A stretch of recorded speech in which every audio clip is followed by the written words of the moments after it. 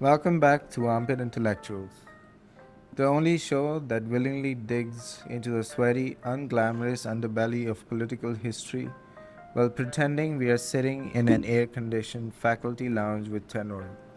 I'm Bilal. And I'm Zara. If you've tuned in before, you know we like to dissect the things that mainstream, state sanctioned history books prefer to leave out. Usually because those things are loud, messy, and challenge the pristine narratives of nation building. Today, we are traveling back to mid 20th century Sindh, looking at both the pre and post partition landscape of South Asia. We're doing a comprehensive deep dive into a struggle that has been systematically criminalized by institutional neglect, the Hari movement. Because when most people think of 1947, the collective imagination goes straight to the higher politics drama. You picture Nehru in his sleek jackets, Jinnah looking impeccably sharp in tailored three piece suits, Mountbatten sweating through his pristine whites while drawing arbitrary lines across a map of the subcontinent. It's presented as this grand constitutional theater, a clash of monolithic nationalisms and religious identities. But if you pan the camera down, away from the grand balconies of Delhi and Karachi, and into the actual mud, you find a brutal, protracted, and absolutely fascinating class war. If you consume only the official state narratives on either side of the border, partition looks like a purely ideological realignment. But if you look at the Haris, the millions of landless peasants who actually tilled the soil of Sindh, the real battle wasn't just about what color flag was going to fly over the government house. It was about who owned the dirt beneath their fingernails. It was a question of whether independence meant actual liberation or simply a change of management. So let's lay down the anatomy of the system first, because you can't appreciate the sheer bravery of this rebellion without understanding the terrifying scale of the machinery they were firing. Can you unpack the Sindhi Zamindari system for us? What did rural Sindh actually look like in the early 20th century? It was a beautifully orchestrated, highly dystopian landscape. And to understand it, you have to realize that colonial rule didn't eliminate feudalism in India, it formalized it. It gave it a British bureaucratic upgrade. In Sindh, you had the waderas, the great feudal landlords. These guys weren't just wealthy people who happened to own a lot of real estate. They were micro sovereigns. Thanks to the British colonial administration, which valued revenue collection and social control above all else, the waderas were granted absolute authority over their domains. They owned the land, they effectively controlled the local police, they held private courts, they maintained their own private prisons, and by extension, they essentially owned the human beings who lived on their estates. And those human beings were the Haris. The word Hari literally comes from Har, meaning a plow. These were the landless sharecroppers. Now, on paper, the system operated on what was called the Batai system, a supposedly equitable 50-50 split of the crop between the landlord who provided the land and the peasant who provided the backbreaking labor. But as anyone who has ever looked at a corporate balance sheet knows, the math is always rigged from the top down. Rigged doesn't even cover it. The 50-50 split was a total myth. Before the Hari could even touch their half of the harvest, the Vadera would deduct the cost for seeds and for the use of bullocks for water rights for various local taxes. And then came the extortionate extra extractions. There were customary levies that sound like satire but were terrifying real. For instance, the infamous Vajal, which was a tax the peasant had to pay to fund the landlord's hospitality budget whenever other elite guests or British officials came to visit the estate. There were taxes for the birth of a landlord's son, taxes for the maintenance of the landlord's motor cars, and sometimes just flat out fines for existing. Don't forget the structural debt trap. Because the costs of production were artificially inflated by the vadera, the Hari was almost always forced to borrow money from the landlord just to survive until the next harvest. This wasn't a standard financial transaction.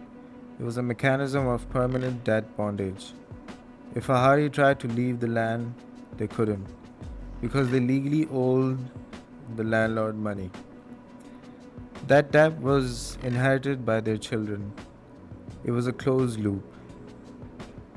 You were born on the land, you broke your spine for the land, you were into debt for the land, and you died leaving your children to pay off the interest on the seeds you planted 30 years ago. And it wasn't just economic extraction, it was deeply psychological and physical. The social code of the Vadera system requires absolute submissiveness. A Hari could not sit on a charpai in the presence of a landlord. They had to stand or sit on the floor. I would argue that they still do this to this day. And they couldn't wear clean white clothes, and they couldn't educate their children because a literate peasant is a dangerous peasant. If a Hari stepped out of line, the landlord's enforcers, the kamdars, would deploy physical violence, illegal detention, or simply banish the family from the land, which, in a feudal economy, was a death sentence by starvation. So, against this backdrop of total institutionalized terror, enters the Sindh Hari Committee. This is where the history gets incredibly sharp. This wasn't just some spontaneous, chaotic, unorganized peasant riot where people grabbed pitchforks because they were angry. This evolved into a highly sophisticated, deeply literate political movement. And the ultimate catalyst here is a figure who deserves a multi-season HBO series, Haider Bux Jatoi. Haider Bux Jatoi is the patron saint of uncomfortable choices. And he is exactly why we call this show Armpit Intellectuals. He wasn't an outsider coming in with purely theoretical Marxist textbooks. He was an insider who defected from the ruling apparatus. Jatoi was highly educated, a poet, and a high-ranking government official, a deputy collector in the British colonial administration. He sat in the offices where these land revenues were registered, and he signed the paperwork that enforced this oppression. He saw the systemic rot from the vantage point of the desk, and in 1945, at the height of his career, he looked at his trajectory, said, screw this, screw the pensions, screw the prestige, and he resigned from the civil service and then dedicated his life entirely to organizing the landless peasants. That is the ultimate radical shift. It's like leaving a high-paying corporate tech job to start a union, except the union involves fighting heavily armed feudal militias and corrupt colonial police. Jatoi brought bureaucratic precision to peasant organizing. He understood how the state worked, which meant he knew exactly where to drive the wedge. Under his leadership, the Sindh Hari Committee transformed from a loose association of activists into a massive proletarian force. They popularized the slogan that still echoes through Sindhi political consciousness today, Jai Hari, long live the Hari. What I love about Jatoi's approach is that he reframed the entire discourse around land. He didn't just ask for better percentages or kinder landlords. the movement's core manifesto became Hari Hakdar, which means the tiller is the rightful owner. And this wasn't an explicit, uncompromising attack on the concept of private feudal property. They argued that land belongs to the person whose sweat waters it and not the person whose grandfather was gifted an estate by a British general for helping suppress the 1857 mutiny. Now let's look at the timeline, because this is where the historical irony becomes almost painful. We are in the mid to late 1940s. The entire subcontinent is vibrating with anti colonial energy. The Indian National Congress is pushing for independence. The All India Muslim League is gaining massive momentum pushing for Pakistan. And inside Sindh, the Hari movement is reaching its peak, organizing massive marches, staging sit ins, and refusing to pay unfair shares of the crop to the landlords. And this is where the class interest of the elite shows its true adaptable colors. The Sindhi waderas, who had historically been incredibly cozy with the British Raj, suddenly look across the border at India. They see that the Indian National Congress, influenced by socialist elements like Nehru and various peasant movements, is openly talking about radical land reform and abolishing the zamindari system once the British leave.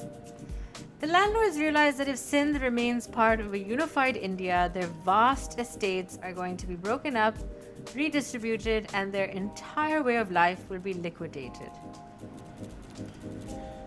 So, what do? They have a collective epiphany of class survival. They realize that the newly proposed state of Pakistan, which in its western wing was heavily reliant on the backing of the landed gentry, is their safest bet. The waderas rapidly aligned themselves with the Muslim League. They cloaked their feudal privileges in the sacred language of religious nationalism. They positioned themselves as the champions of the new Muslim homeland. It is an incredibly clever piece of political acrobatics. By becoming the financial and political backbone of the nationalist movement in Sindh, they successfully immunized themselves against class warfare.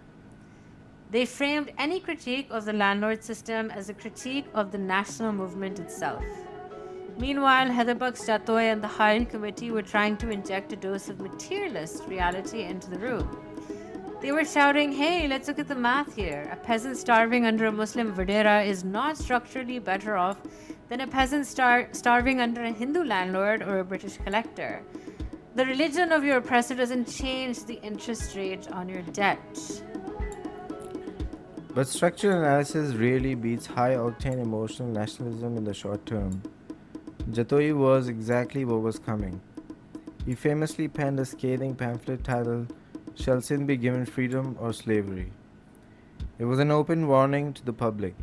He argued that if independence arrived without radical foundational land redistribution, the entire exercise would just be a management buyout. The British Board of Directors would pack their bags and head back to London, but the local middle managers, the waderas, would take over the company, use the new national flag as a shield, and exploit the workers with twice the efficiency and half the accountability. And unfortunately for millions of Haris, Jatoi's pamphlet wasn't just a political warning. It was a highly accurate prediction of the next 50 years of history. When August 1947 arrives and Pakistan is carved onto the map, carelessly, I should add, the Hari movement immediately hits a solid brick wall of state repression. The newly formed central government in Karachi is fragile, hyper-focused on security, and desperately needs to maintain rural order to ensure food production and tax collection. Who do they turn to for that order? The only established authority figures in the countryside, the waderas. The alliance between the post-colonial bureaucratic state and the feudal elite was cemented almost overnight. The Hari Committee, which had been fighting for basic human dignity, was suddenly recategorized by the state apparatus. They weren't seen as patriots who wanted to build an equitable society. They were labeled as anti state elements, communist subversives, and foreign agents trying to destabilize the nascent Muslim nation. It's the classic post colonial playbook used globally. The second the marginalized demand bread, the state claims they are working for a foreign intelligence agency. Despite this intense crackdown, the Hari movement was so massive, so deeply rooted that the state couldn't just ignore it completely. They had to throw them a bone to prevent a full scale peasant revolution, and that bone came in the form of the Sindh Tenancy Act of 1950. Now, if you read a superficial history book, this act is celebrated as a major legislative milestone for human rights in Pakistan. But if you look at the actual text and more importantly, the implementation, it's a masterclass in institutional gaslighting. Hmm. The classic create a beautifully worded law with a loophole big enough to drive a landlord's luxury tractor through strategy. Can we break down the mechanics of the Sin Tenancy Act for us? How did they pull this off? Well, the act technically stated that any tenant who had cultivated a specific, continuous piece of land for 3 consecutive years would be granted status as a permanent tenant. This meant they couldn't be arbitrarily evicted by the landlord, and it gave them actual legal protections and a stable share of the crop. On paper, it definitely looked like a structural shift, but the landlords didn't panic. They just read the fine print. Let me guess. The landowners suddenly developed a sudden, profound logistical passion for moving their peasants around every 2 years and 11 months. Exactly. It triggered a massive, coordinated game of feudal musical chairs. To prevent any Hari from ever hitting that magical 3 year threshold, the landlords began forcibly shuffling peasant families from one plot of land to another across their massive estates every couple of years. Furthermore, who kept the official agricultural and tenancy records? The landlords hand-picked accountants and the corrupt local revenue officers, the tapedars. If a peasant claimed they had been on a plot for 4 years, the records would conveniently show they had only been there for 4 months, or the record books would just mysteriously catch fire. And the power dynamic ensured no one could contest it. If a peasant wanted to file a formal complaint about a violation of the Tenancy Act, who did they go to? They had to walk into the local administrative office, where the magistrate sitting behind the desk was almost always the landlord's brother, cousin, or political ally. The law became an instrument to further destabilize the peasants, making their existence even more precarious than it was before the act was passed. This is what makes the legacy of the Hari movement so incredibly frustrating. It's so vital to study. The movement wasn't defeated because its ideas were wrong or because the peasants lacked the will to fight. It was systematically choked out because the state prioritized elite consolidation over social justice. Haider Bux Jatoi spent the twilight of his life in and out of prisons, facing endless court battles, watched by intelligence agencies, while the very waderas he fought against transitioned seamlessly from colonial lackeys to federal ministers, prime ministers, and governors of the new republic. What's wild to me is how loud the structural echoes of this failure are when you look at the contemporary landscape. When people analyze modern Pakistani politics today, the word Vadera or feudal isn't some archaic historical term used to describe a bygone era like medieval Europe. It's a living, breathing, dominant political reality. The dynastic politics that control the province of Sindh today are directly traceable to the fact that the Hari movement was prevented from breaking that monopoly of land ownership back in the critical nation building window of the late 1940s and 50s.